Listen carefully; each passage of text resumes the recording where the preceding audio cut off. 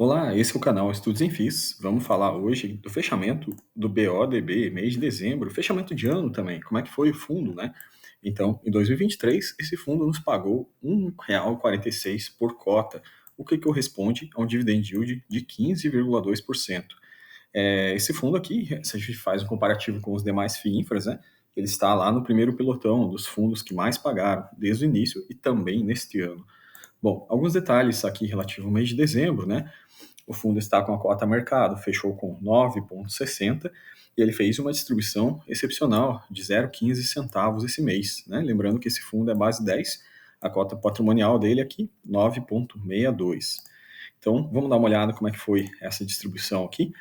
Então, esses 15 centavos, né, que o fundo pagou para os cotistas ao mês de dezembro, ele corresponde a um dividend yield de 20,7% anualizado, né? Então, isso foi uma distribuição excepcional que foi feita nesse período aqui. Vamos ver os motivos dessa distribuição um pouquinho mais adiante.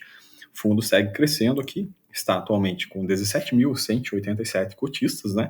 Também está no primeiro pelotão dos fundos com mais cotistas na B3 em se tratar de FIINFRA.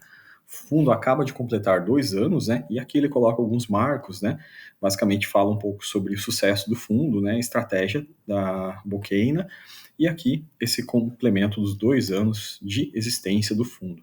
Bom, agora vamos para os motivos, né, desse ganho de capital excepcional que foi pago aí no mês de dezembro. Então, principalmente é isso aqui, essa debênture da LXIN, foi uma debênture que o fundo negociou, vendeu ela fazendo ganho de capital, né, e isso representou um ganho equivalente a 16% em 6 meses. Então, foi um ganho bastante representativo. Aqui a gente tem maiores detalhes sobre essa venda aqui. Então, no início de dezembro, realizou a venda da posição LXIN12, adquirida em junho de 23. Então, ele carregou ela aí durante 6 meses, praticamente. Uma debênture de emissões, de uma emissão pequena, de 120 milhões. Lembrando que emissões pequenas normalmente ofertam taxas melhores, né, spreads melhores, né? E ele adquiriu essa posição numa transição no mercado secundário, né, de 30 milhões, representando um spread sobre a NTNB de 2,35%. Então ele realizou a venda dessa debênture de dezembro, fez um ganho de 30 bps, né? Esse ganho de compressão que ele fez foi bastante relevante durante esse período e representou esses 16% isentos que ele está repassando ao cotista agora, aos cotistas, né, nessa distribuição excepcional. Com relação à carteira, ele usou esse dinheiro aqui, basicamente, para fazer também algumas compras. Então, essas compras foram um saneamento e mais uma transmissão aqui. Essa transmissão foi a MEZP 11, 15 milhões, e saneamento foi saneamento São Gabriel, totalizando aí 30 milhões de investimento durante esse mês. Essas foram as movimentações. Vamos falar um pouco desse saneamento aqui da São Gabriel. A gente sabe que essa debênture é uma debênture que foi originada, né, pela própria Boqueina. Então, esse processo de originação, né, ele levou mais de 2 anos, né, mas ele permitiu fazer uma originação com um spread de 2,75% sobre a NTNB equivalente. E recentemente, essa emissão deles, a São Gabriel Saneamento, ela foi classificada com um rating triple A, né, basicamente pela Fitch Ratings. Então, olha que interessante, aqui ele faz um comparativo, basicamente como ele conseguiu um spread muito acima da média de saneamento. Ele compara aqui com algumas debêntures que ele mesmo tem no portfólio. Então, veja, por exemplo, a São Gabriel, ele conseguiu 2,75 acima da NTNB equivalente. Já a Rio Mais Saneamento, essa debênture a gente percebe que é uma debênture negociada no mercado secundário de debêntures. Tem vários fundos que tem ela, aí ela está com spread hoje de 1,51% sobre a NTNB equivalente. E tem a ADB aqui para comparar também, 1,82% sobre a equivalente. Quando a gente compara com a Rio Mais, né, é quase o dobro, né, do spread em relação a uma debênture de saneamento, né, em se considerar que essa debênture que ele pegou também, que ele desenvolveu e originou, é uma debênture 3As, né, então com nível de classificação a mercado bastante interessante. Sobre a oferta continua rolando, aquela com a oferta da quarta emissão, né, que é referente ao fundo coletar 100 milhões de reais, né? Então, tem uns detalhes sobre a oferta. A gente fez um vídeo aqui sobre essa oferta, né? Mas, basicamente, só para colocar o cronograma também aqui rapidinho, para a gente dar uma atualização, né? Então, basicamente, esse cronograma original, né? Ele foi ampliada a data e foi colocado um período aqui, um terceiro período de coleta de intenções de investimento. Então, iria encerrar lá em dezembro, não encerrou em dezembro, né? A gente está aqui nos encaminhando para o dia 31 de janeiro, que é onde vai encerrar o terceiro período de coleta das intenções de investimento, e aí, mais adiante, em fevereiro, no início de fevereiro, a gente já vai ter a liquidação dessa oferta aqui, e nós vamos saber, né, quanto foi coletado ao total durante essas fases ao qual o fundo fez essa emissão, na qual o objetivo original era 100 milhões de reais. Bom, falando um pouquinho sobre essa emissão também, a gente falou dos detalhes dela, do pipeline da emissão. Então, basicamente, o fundo já tinha passado por 3 emissões, veja como ele foi ficando mais diversificado ao longo das emissões, né? E o pipeline dessa quarta emissão, basicamente, é esse aqui, né? Então, ele colocou alguns ativos aqui com um potencial excelente de spread sobre a NTNB equivalente, né? O fundo ficaria bastante mais diversificado, né? Após essa quarta emissão. Então, vamos acompanhando, né? Em breve deve estar encerrando esse processo aí, vamos ver quanto o fundo vai conseguir captar nessa emissão, que ele gostaria de captar 100 milhões, né? Vamos ver como é que vai ficar a captação total.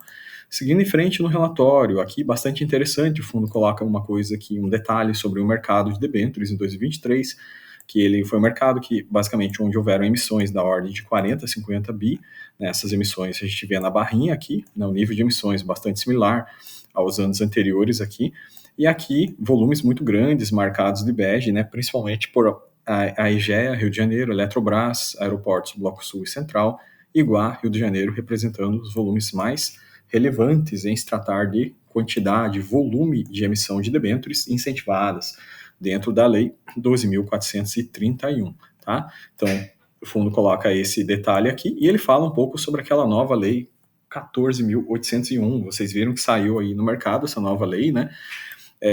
Essa nova lei, na verdade, em um grande resumo, essa lei aqui, ela é favorável, né? Ela traz benefícios fiscais para os emissores de dívida, né? Então aqui está detalhado quais são os benefícios fiscais, né? Tem desconto lá sobre SSLL, 30%, dedução de imposto de renda sobre SSLL também. Então isso é favorável para quem emite debênture, para os emissores, né?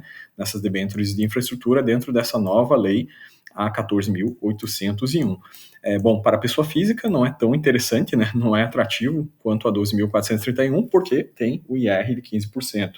Enquanto para fundos, por exemplo, fundo de pensão, ele vai ter um IR de 10%, um pouco mais baixo, né, de outras aplicações financeiras, o que pode ser bastante favorável para fomentar esse mercado aí de fundos, fundos de pensão, enfim, isso pode ser atrativo para que esses fundos investam nessas debêntures de infraestrutura, seguindo a lei 14.801, mas para nós acaba sendo mais interessante, né, continuar aí nos fundos que vão pela 12.431, porque essa a gente sabe que é 0%, né, de imposto, tanto sobre ganho de capital quanto sobre proventos. Então, aqui, esses detalhes sobre a nova lei 14.801, que vai favorecer mais os emissores de fundos, né, para fazerem alocações aqui. Um pouco sobre o spread do fundo, né, ele segue ganhando da NTNB com larga vantagem aqui.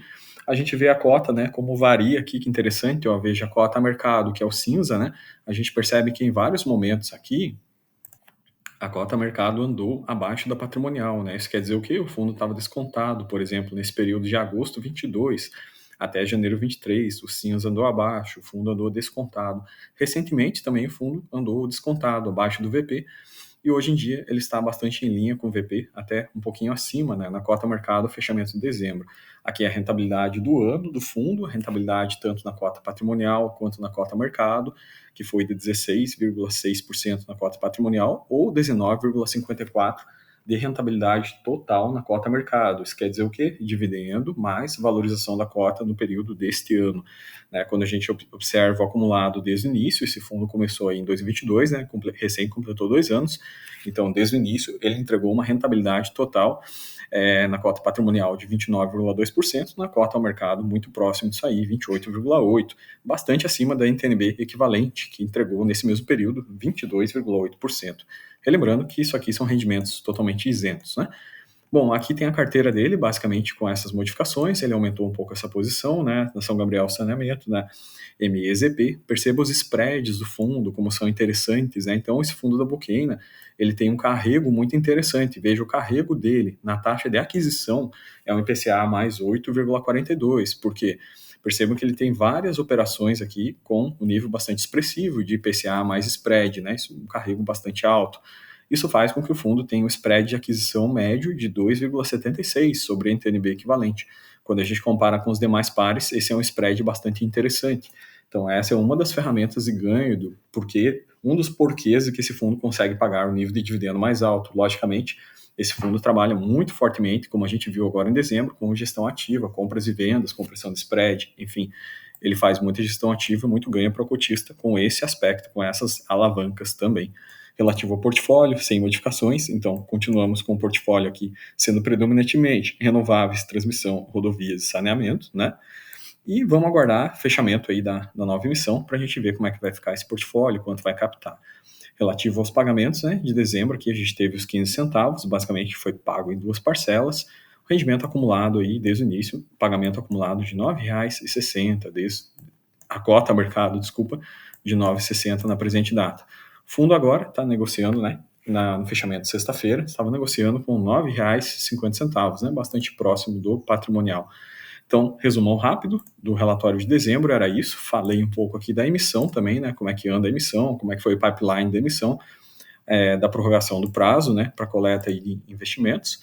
E também do fechamento de ano, que a gente já começou o vídeo falando sobre isso aí, né? Realmente o fundo pagou um valor bastante interessante, né? Então ele está, quando a gente compara com os demais FINFRAs, ele fica sempre naquele primeiro pelotão, né? Está entre os fundos que mais tem capacidade de geração de valor e de pagamento para o cotista, né? Fazem muito ganho por gestão ativa, né? Ganho de capital, e o pessoal tem bastante, o pessoal da Bocaina tem bastante expertise realmente nesse tipo de produto, em produtos de debêntures de infraestrutura, né? Que acaba que isso é um diferencial do mercado com relação aos demais fundos, né? Bom, o vídeo de hoje era isso, galera. Grande abraço a todos aí, fiquem com Deus.